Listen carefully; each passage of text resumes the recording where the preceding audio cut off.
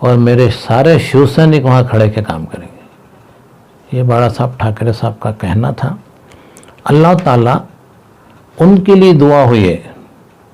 ठाकरे साहब ने इज्तिमा सक्सेस हुआ, उनकी दुआओं के बदौलत उद्धव ठाकरे साहब सीएम बने, ऐसा मेरा कहना। अब्बास नकवी साहब को या तो नॉलेज नहीं है या नहीं तो वो चाह रहे होंगे कि कुछ तो भी मैं शोशा छोड़ दूं। आप लोग देख रहे हैं औरंगाबाद अपडेट्स। मैं हूं अल्ताफ हुसैन। आज हमारे साथ जो शख्सियत मौजूद हैं, ये औरंगाबाद हो या पूरे महाराष्ट्र भर के अंदर हो, काफी सारी फेमस ये शख्सियत है। जो लोग हज पर जाते हैं, जो लोग एक मुसलमान कम्युनिटी के अंदर जो है पूरे जिंदगी भर के लिए एक गरीब इंसान पैसा जमा करता है हज के लिए, और जब वो हज जाता है वहां जाने के बाद में पता एक जो है मुसलमानों के अंदर एक हज जो है एक फर्ज है, जिसको ऊपर वाले ने माल दिया वो लोग हज करते हैं, हर पर उनके ऊपर जो है हज फर्ज कर दिया जाता है। उसी के चलते हमारे साथ जो शख्सियत मौजूद है, ये जो है हज कमेटी के बहुत बड़े पद इनके पास थी, ये जो है मंत्री पद पर थे, बहुत लोग इनको जानते हैं बल्कि महाराष्ट्र भर के अंदर। उसके अलावा कांग्रेस पार्टी के अंदर एक ये पायदार एक नेता है, बहुत ही पुराने नेता है। विलासराव देशमुख साहब हो, राहुल गांधी हो, सोनिया गांधी हो, इनसे इनका अक्सर जो है बात होती रहती थी। लेकिन चलिए, विलासराव देशमुख साहब अब इस वक्त तो नहीं रहे, लेकिन अभी भी आज भी हमने सुना है कि राहुल गांधी से हो या सोनिया गांधी हो या दिग्गज नेता हो कांग्रेस पार्टी के, उनसे ये बातचीत आज भी जो है करते हैं। हमारे साथ मौजूद सर, बहुत बहुत इस्तकबाल है आपका औरंगाबाद अपडेट्स के अंदर। सबसे पहले मुझे आप ये बताइए सर, कैसे आपका सियासी दौर आपने शुरू किया, और जैसे हमको पता चला कि आप जो है मंत्री पद तक पहुंच गए। इमरजेंसी के पहले औरंगाबाद शहर में मेरे वालिद साहब मुर्तज़ा अहमद अंसारी साहब बहुत नामवर ओखला में गुजरे हैं। दखन में हर जगह वो जाते थे, उनका नाम है, अल्लाह उन्हें जन्नत नसीब करे।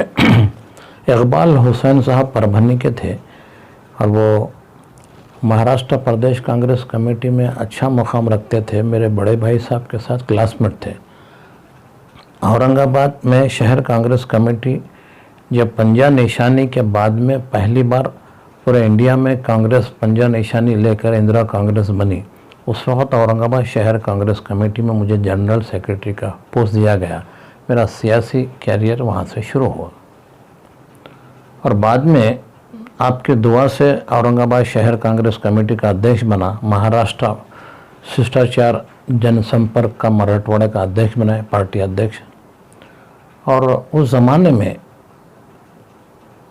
पॉपुलेशन औरंगाबाद का बहुत कम था और अच्छे लोग उस वक्त भी थे, आज भी थे। मैं किसी की किरदार कशी नहीं करना चाहता, मगर काम का तजुर्बा बड़ा साहब पवार, मानिक दादा पालुतकर, अब्दुल अजीम साहब, खाजी सलीम साहब, अलफ खान साहब के शाने बशाने बैठने का उठने का मुझे शर्फ हासिल हुआ। औरंगाबाद में पहली बार पंजा निशानी के ऊपर इलेक्शन हुआ। 50 उम्मीदवार का म्यूनिसपालिटी थी औरंगाबाद नगर पालिका में, 50 टिकट दिए थे। उस ज़माने में से 45 लोग पंजे निशानी पर चुन कर आए और शायद 43-44 मुस्लिम्स थे। सादिवे साहब को वाइस प्रेसिडेंट बनाए थे। उस ज़माने में बहुत माहौल भी अच्छा था, कास्टिज़म नहीं चलता था।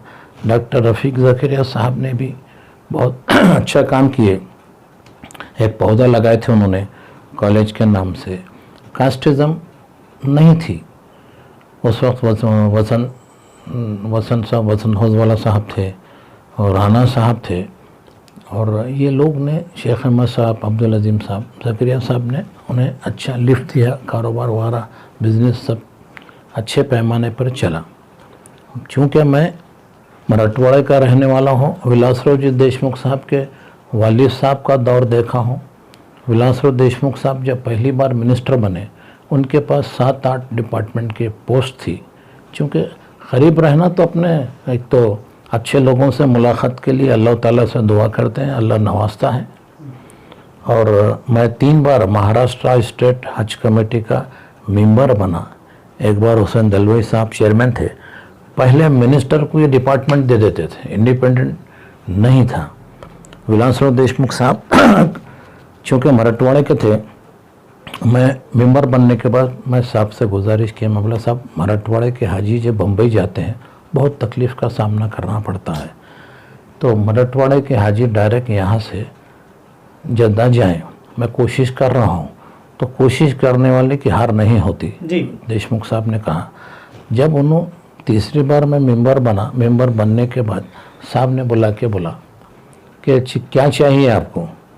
मैं बोला जो आप देंगे, नहीं भी दियो तो आपसे किसकी शामत वगैरह के आपसे नाराज़ हो जाएंगे। तो बोले जाइए फॉर्म भरिए। हज कमेटी का मेंबर था मैं। उसके बाद में 11 लोग होते हैं इसके अंदर। 10वां जो सेक्रेटरी होते हैं उन्हें वोटिंग का इख्तियार नहीं होता है, वो डिप्टी कलेक्टर रैंक के ऑफिसर होते हैं। तो महाराष्ट्र स्टेट हज कमेटी का पहली बार चेयरमैन बना। चेयरमैन बनने के बाद उस मिनिस्टर का दर्जा विलासराव साहब सीएम थे। मिलने के बाद में मैं अच्छी कोशिश किया। प्रफुल्ल भाई पटेल साहब के पास डिपार्टमेंट था। विलासराव साहब बोलने के बाद में औरंगाबाद से हाजी जद्दा जाएं, डायरेक्टली जाएं। अल्लाह ताला को मंजूर था, मेरी हैसियत नहीं है, हाजियों की दुआएं भी थी। औरंगाबाद एयरपोर्ट को इंटरनेशनल एयरपोर्ट का दर्जा दिया गया। इंटरनेशनल एयरपोर्ट किए और पहला फ़्लाइट यहाँ से हाजियों को लेकर जद्दा के लिए रवाना हुआ। आपकी कोशिश कामयाब रही सब? कोशिश बोल तो इसका मैं किया, मैं बैनर पोस्टर ऐसा कुछ नहीं करता, क्योंकि इसका अजर अल्लाह ताला दे रहा है, देगा भी। सब ये अजर के बारे में जब बात चलती है तो एक बात अभी थोड़ी देर पहले एक साहब बता रहे थे आपके बारे में, जब मैं उनसे बात कर रहा था कि यहाँ जब हम ये रेलवे स्टेशन का इलाका है, ये जो मस्जिद है उसके सामने जो है एक साई कॉम्प्लेक्स है, वहाँ पर थिएटर मंजूर हो गया था, जो है पूरी तरह से उसको थिएटर बनाने के लिए मंजूर किया गया था। तो पता चला कि आपने उसमें जद्दोजहद की कि मस्जिद के सामने थिएटर ना हो, कुछ बेहुरमती का मसला हो जाएगा, इसलिए आपने जो है आपकी मेहनत कर कर उसको वो किया। देखिए, रेलवे स्टेशन की मस्जिद ये इलाके में मैं 50 साल से रहता हूँ, मुझे अच्छा नहीं लगा। भापकर साहब कमिश्नर थे जी कारपोरेशन के। जी। भापकर साहब को जाके मैं बोला साहब आप एक काबिल कमिश्नर है, आपको अच्छा दिखेगा क्या क्या मस्जिद से जब बाहर आएंगे गलत औरतें के पोस्टर हम देखेंगे, ये सजेगा? चाहिए क्या? मैं बोला यहाँ थिएटर नहीं चाहिए। उसके बाद मैंने लेटर दिया। लेटर देने के बाद में जो बिल्डर वगैरह जो कंस्ट्रक्शन करना चाह रहे थे, भापकर साहब बुला के बोले कि भाई अंसारी साहब का इसमें स्ट्रांग ऑब्जेक्शन है, पॉसिबल नहीं। तो उन्होंने 2 दिन का टाइम लिए, जाके बोले साहब आप बात करिए अंसारी साहब से, हम बैक साइड से पब्लिक को छोड़ेंगे, मस्जिद के पास से नहीं। तो भापकर साहब बुला के बोला, मैं बोला साहब उस इलाके में आप सोचना भी, सामने से छत पे हेलीकॉप्टर से लोग देखने को आएंगे, नामुमकिन है। आप कोशिश कर लीजिए। सीएम साहब को अभी तक नहीं बोला, आप सब वो कर लीजिए, बाद में विलासराव साहब को बोलूँगा साहब ऐसा हो रहा है। तो मेरी मेहनत काम में आई। अल्लाह के फजल व करम से कॉम्प्लेक्स आज भी बना है, रखा है, मगर अल्लाह के दरबार में मस्जिद के सामने जो थिएटर थी वो कैंसिल हुई है सब। और उसके अलावा जैसे पता चला है कि मस्जिद रात में 2:30 बजे आपको कोई कॉल आया था कि मस्जिद का कोई प्रॉब्लम चल रहा है, वहाँ पर भी आप पहुँचे, जैसे कि हाँ, वो पानी दरिबे के पास का एक मसला था, बेचैन थे वहाँ के कुछ लोग, मेरे को फ़ोन पे बतला कि ऐसा ऐसा है। फिर डिप्टी जो है तो कमिश्नर थे आनंदकर साहब से मैंने 3 बजे रात को बात किया। मैं बोला साहब ऐसा क्या है, स्ट्रक्चर सब बाकायदा सब अच्छी से है। तो फिर बाद में उस वक्त स्टैंडिंग कमेटी के चेयरमैन साजिद बिल्डर को बनाए थे जी। उनको बोला भाई साजिद भाई, कांग्रेस पार्टी ने आपको बनाया है, अच्छी बात नहीं है, लोग रात भर जाग के मुझे फ़ोन कर रहे हैं। अरे साहब मैं जाता हूँ। तो उन्होंने 6 बजे जाके जो भी बातचीत वगैरह की है, अल्लाह के फजल करम से मस्जिद के बाजू से रास्ता निकलते हुए लोटा करंजा चले गया। ये आपका काम रहा सब। उसके अलावा चलिए अब सियासी बात पे हम लोग आते हैं कि एक जैसा कि अभी सरकार आपकी है, महाराष्ट्र के अंदर मिलीजुली सरकार है, राष्ट्रवादी है, कांग्रेस है, शिवसेना है सब। जैसे कि आपने पहले बताया कि 45-46 कुछ टिकट पंजे के नाम पे दिए गए, तो उसमें से 43 मुस्लिम चुन के आए थे सब। इस बार ऐसा क्यों नहीं होता कि मुस्लिम को ज़्यादा टिकट नहीं देती कांग्रेस? क्या बात है कि ऐसे मतलब जैसे कि सेकुलर पार्टी जब मानी जाती है, जैसे आपने कहा कि सेकुलरिज्म पहले के जैसा था, तो आप क्यों ऐसा करती है कि मुस्लिमों को टिकट ज़्यादा नहीं देते? पार्टी लेवल पे, हिंदुस्तान लेवल पे मुस्लिम हिंदू ये लोग नहीं सोचते हैं जी। और अक्सर क्या होता है, एक जगह 5-5, 7-7 का जोश बढ़ जाता है और टिकट कहाँ सिस्टमेटिक देते कहाँ नहीं देते, ये मामला हो जाता है। आपसे 2 मिनट ले रहा हूँ। जी उस ज़माने में अजीम साहब चूँकि मिनिस्टर थे, जी भिवंडी के अंदर फसाद हुआ। फसाद भयानक हुआ कि बहुत से लोग तकलीफ़ में थे, बहुत से लोगों की जानें गई थी।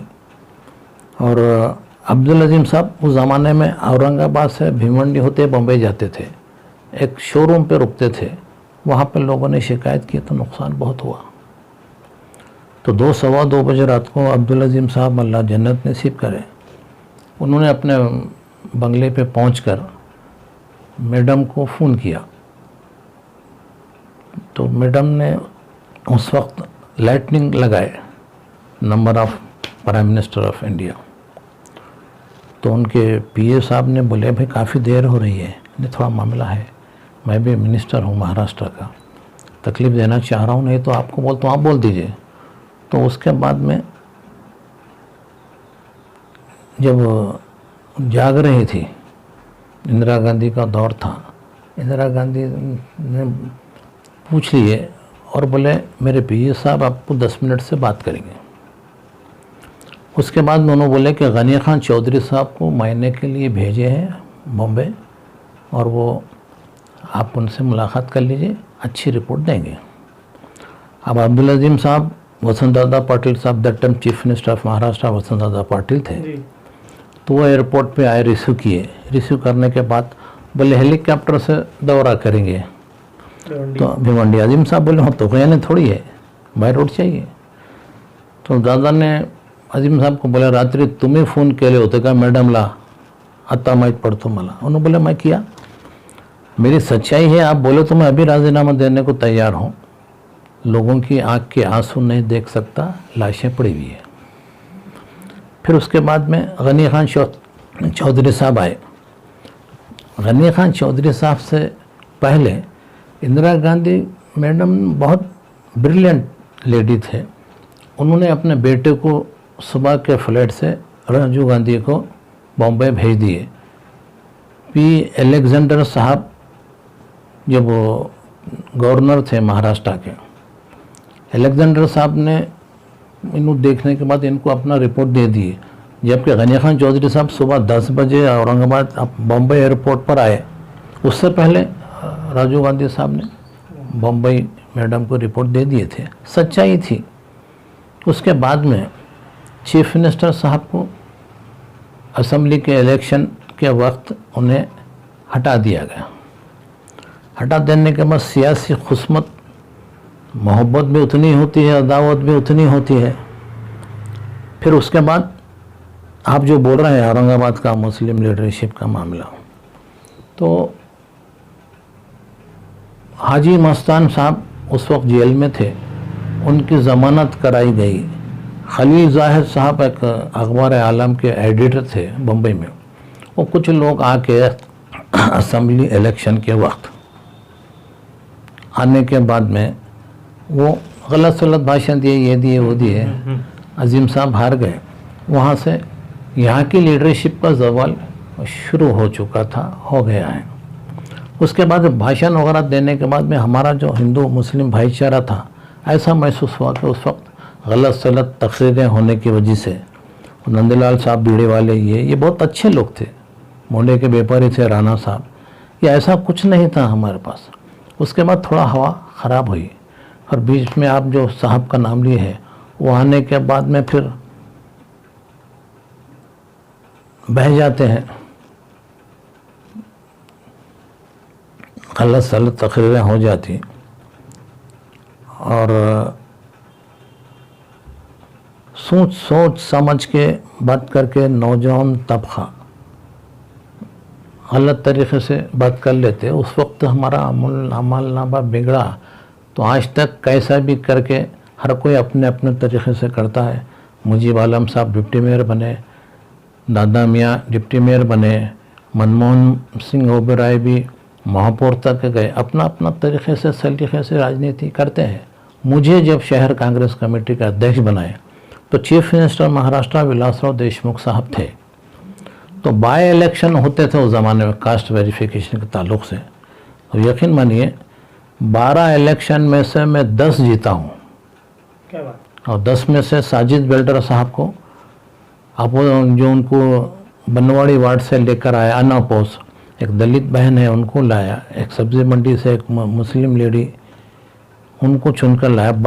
बाय इलेक्शन में इतने सीटें लाए तो मेरी सलाहियत अल्लाह ने सुन लिया। और अभी भी अब जब कॉरपोरेशन के इलेक्शन होंगे, वोट किस करवट बैठेगा नहीं बोल सकता, मगर जब पार्टी डिसाइड कर दी थी हम तो चाहेंगे कि हमारी यूती हुकूमत में अलायंस में लड़े।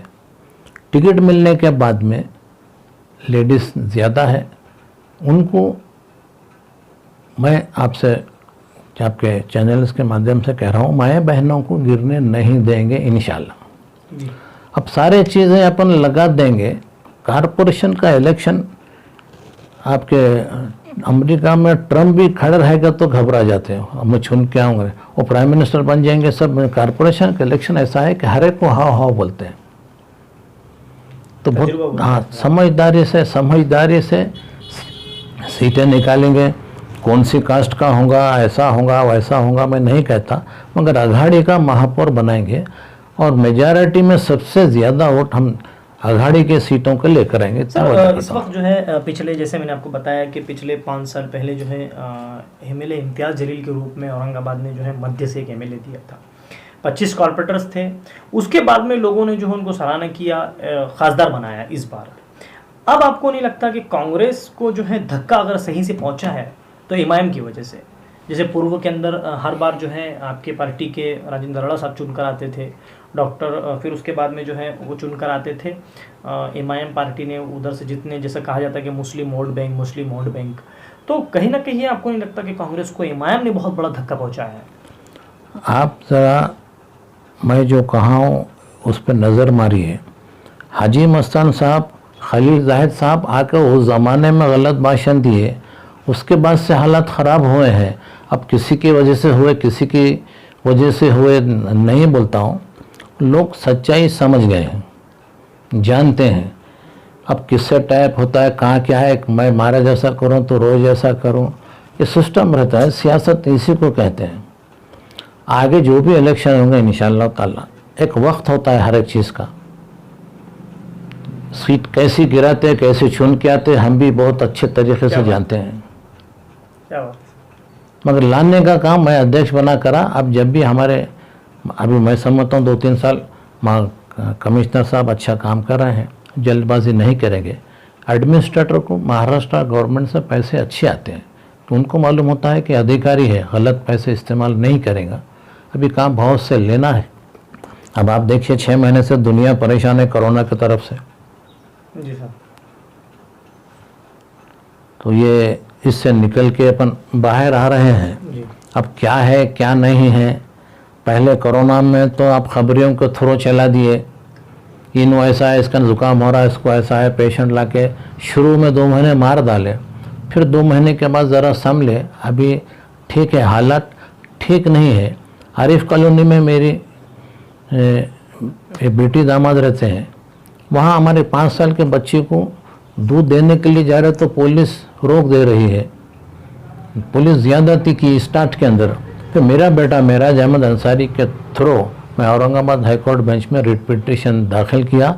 तो मैं समझता हूँ औरंगाबाद नहीं, महाराष्ट्र भर में उसका असर हुआ है। बहुत अच्छा साहब। पुलिस की ज़्यादती हो गई है। पुलिस कमिश्नर भी इससे पहले अच्छे थे, अभी भी अच्छे हैं, मगर पुलिस जो है अपना काम करती है और समझदारी से अपना काम करके निकालना ये आर्ट होता है। नर्मदा नदी बहुत बड़ी है, मगर डर डर के कुछ लोग नर्मदा को भी पार कर लेते हैं। क्या बात है। औरंगाबाद हिस्टोरिकल प्लेस है, 1400 वली का शहर है। यहाँ तहजीब तमद्दुन सब कल्चरल को सब लोग जानते हैं, सूफी संतों की ज़मीन है। सब अब इतने बड़े जो है जैसा कि अभी इस वक्त शहर के हालात आप देख रहे हैं, शहर में गड्ढे तो ऐसे हो चुके हैं साहब के, जब हम घूमते हैं तो डर लगता है कहीं किसी को तकलीफ़ ना हो जाए, कोई बीमार जब बाहर निकलता है। तो शहर के हालात इस तरीके से ऐसे हैं। अब कहीं ना कहीं ऐसा लगता है कि एमआईएम पार्टी भी जो है, अगर वंचित से इनकी गठबंधन हो जाती है तो उनके भी कई नेताओं का ये दावा है कि महापौर वो बनाएंगे। जैसे कि कांग्रेस हमारी बात होती है तो कहते हैं कि महापौर हम बनाएंगे। अब हालात की तरफ कौन ध्यान देगा साहब? जिस तरीके से शहर के गड्ढे हैं, अभी लाइट बिल लोगों को इतने दिन का आ गया, लाइट बिल का बुरा हाल है, लोगों को खाने के लिए भी इस वक्त नहीं, जैसे आपने कहा कि लॉकडाउन से अभी अभी हम बाहर निकल रहे हैं, तो कैसा होगा सर आगे वाले वक्त या हालात के हिसाब से? क्या आप सोचते हैं इस बारे में? बाड़ा साहब थोड़ा साहब मौसल मंत्री है जी। वो यहाँ के विलासराव देशमुख साहब के ज़माने में पालक मंत्री थे, मैं शहर का अध्यक्ष था। अभी फ्री होने के बाद हम सारे हालात का जायज़ा लेने के लिए उन्हें बुलाएंगे या हम जाके बात करेंगे। और मैंने समझता हूँ कि किससे किसकी अघाड़ी होंगी। टिकट अच्छे लोगों को देंगे, इंशाल्लाह चुन के लाने के लिए कोशिश करूँगा। मैं गलत सलत बयान नहीं करता, मगर अच्छे फिगर को देंगे। आपको ऐसा ही हाँ, दलित समाज से है। सर आपने खासदार हो या एमएलए हो, इलेक्शन क्यों नहीं लड़ा सर आपने? जैसे कि खासदार आपके सामने बड़ा चेहरा थे आप कांग्रेस की तरफ से, तो जैसे सुभाष झामड़ साहब को उम्मीदवारी दी गई थी, तो आपको अगर उम्मीदवारी दी जाती तो आपको लगता नहीं था कि आपके काम के बुनियाद पर लोग आपको जो है मारते? काम के बुनियाद पे देते हैं, मगर अल्लाह ताला को मंजूर भी होना। मैं कभी सोचा भी नहीं कि एमपी एमएलए का टिकट मिलेगा, और अल्लाह से दुआ करता हूँ कि टिकट मिले तो परवरदिगार जिता के लाने की कोशिश मेरे लिए आप करो। आप बिल्कुल करेंगे सर। अच्छा सर, और एक मेरा आखिरी सवाल ये रहेगा आपसे। जैसा कि मैंने आपको कहा कि राष्ट्रवादी, कांग्रेस और शिवसेना तीनों मिलकर इलेक्शन लड़ती है। अब जैसे अगर महापौर आपका बनता है या सीट आपकी आती है, तो सबसे बड़ा मुद्दा औरंगाबाद को लेकर क्या रहेगा आपके? जैसे आपने बताया कि सूफियों का शहर है, ऐतिहासिक शहर है।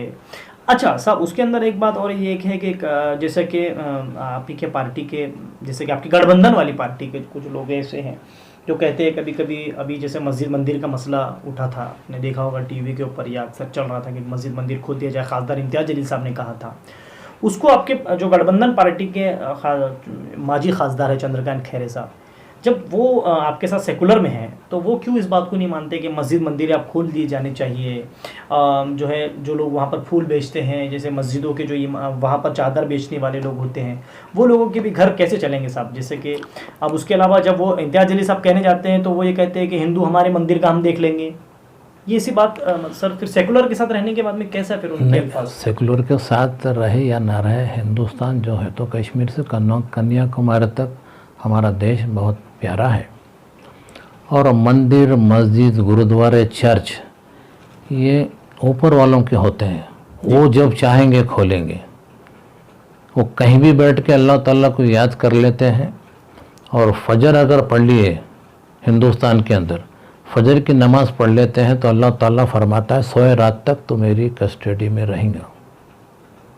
हर एक अपनी मज़हब की इबादत कर सकता है, अल्लाह को चाहे वही होता है जो मंजूर खुदा होता है। बाड़ा साहब ठाकरे साहब का एक वाक़या बोलता हूँ आपको। 20 साल पहले वर्ल्ड का इज्तिमा बॉम्बे में हुआ, जी सर, भरतनगर में। जी बिल्कुल। और अच्छे लोग उनके साथी थे। बड़ा साहब ठाकरे साहब के दोस्तों में से जाके बोले, अरे भाई सुबह सुबह आप आ गए, अरे भाई इज्तिमा लेना है तो किसने रोका, कहाँ बाना है? तो आपके बंगले के सामने है। तो बोले खाई है, हम भर देंगे, इजाज़त की ज़रूरत नहीं, आप काम स्टार्ट करिए। नारायण राणे साहब को फ़ोन करके बुलाए, बोले तुम चीफ मिनिस्टर है, इज्तिमा हो रहा है मुसलमानों का, हर तरीक़े से काम होना चाहिए और मेरे सारे शिव सैनिक वहाँ खड़े के काम करेंगे। ये बाड़ा साहब ठाकरे साहब का कहना था। अल्लाह ताला उनके लिए दुआ हुई है। ठाकरे साहब ने इज्तिमा सक्सेस हुआ, उनकी दुआओं के बदौलत उद्धव ठाकरे साहब सीएम बने, ऐसा मेरा कहना। ये सब जैसे अपने शहर के, मैंने जो कहा माजी खासदार जैसे कहते हैं कि जब इम्तियाज़ जलील जी जब कहते हैं कि मस्जिदें खोल दी जाए, मंदिरें खोल दी जाए, तो कहते हैं कि तुम अपनी मस्जिदों का देखो, हम हिंदू हैं, हमारी मंदिरें देखने के लिए। देखिए, लोग अपना अपने मेयर के ऊपर बात कर लेते हैं। ये डिसीजन महाराष्ट्र गवर्नमेंट लेती है, आपके मेरे बोलने से नहीं होगा। और हर एक इबादत का जो होती है तो उसके लिए एहतराम कोई भी करते हैं। अच्छा साहब, एक आखिरी सवाल मेरा छोटा सा आपसे ये रहेगा कि आपके ज़माने में हमने सुना है अभी जैसे आपके एक बहुत ही करीबी उन्होंने बताया था कि आपके ज़माने में किसी गैर महरम के साथ में हज के लिए नहीं जाया करता था, अब इस बार ऐसे हो रहा है कि कोई किसी के साथ भी हज के, सर ये किस हद तक सही है? अब ये भूल गया था, ऐसे अल्फाज ला लिए आपने कि ना छेड़ लगा दूंगा आशियाने को। क्या बात है। अब्बास नकवी साहब जब से बने हैं 40-45 साल की सियासत में माइनॉरिटी डिपार्टमेंट के ऐसे शख्स को मैं नहीं देखा। और देखिए कि अल्लाह ताला के दरबार में जाने वाला आदमी साफ दिल से जाता है। इन्होंने महरम के ताल्लुक़ से मामला निकाले हैं। अब अल्लाह ताला को क्या मंजूर है वही होता है जो मंजूर खुदा होता है। अभी लास्ट वीक मैंने देखा कि इनकम टैक्स के ताल्लुक़ से हाजियों को सराहत करना है, तो ये भी इन्हीं के पीरियड में आया है। उसके लिए मैं भी कोशिश करूँगा। कल ही मैंने एक चैनल को इंटरव्यू बोला कि अगर ये नहीं माने तो औरंगाबाद हाई कोर्ट बेंच में मैं उसके लिए पिटीशन दाखिल करूँगा। अब आपकी अल्लाह ताला फरमाता है कि आपकी इस्तिताअत अगर है तो आओ जी। अब बाज़ वक़्त किसी का दिल बोलता है हज़रत जाते क्या, हाँ मैं जाता हूँ। अब उन्होंने जाने को 8 दिन रहते, अब उन्होंने कहा इनकम टैक्स क्लियरेंस बोलेंगे, कुछ बोले गरीब आदमी है, अल्लाह बुलाया चले जाता है। सही है। ये नहीं होना चाहिए। ये जो फितूर के बातें करते हैं, अब्बास नकवी साहब को या तो नॉलेज नहीं है या नहीं तो वो चाह रहे होंगे कि कुछ तो भी मैं शोशा छोड़ दूँ। इनसे पहले सुषमा स्वराज मैडम के पास ये डिपार्टमेंट था, बेहतरीन काम अंजाम दिए, शानदार काम, कोई कंडीशन कुछ नहीं, आओ जाओ करो, मामला साफ़ सुथरा हो जाता है। ये अब ये ज़बरदस्ती लाना, वो कुछ नहीं करते, मुंबई को आ जाते, मिल लेते लोगों से, मीटिंग लेके टाइट करके चले जाते। इसके अलावा उन कहीं जाते नहीं होंगे उनके पार्टी के बड़े लीडर, मगर लीडर वही होता है जो सब कास्ट को, सब जाति जमाती के नॉलेज रखने वाला आदमी होना है। क्या बात है। नॉलेज होना सबको, ना अपना कुछ भी बात कर देते हो। नगार खाने में तोते की आवाज़ ना कोई सुनते, ना इनकी आवाज़ को जानते हैं।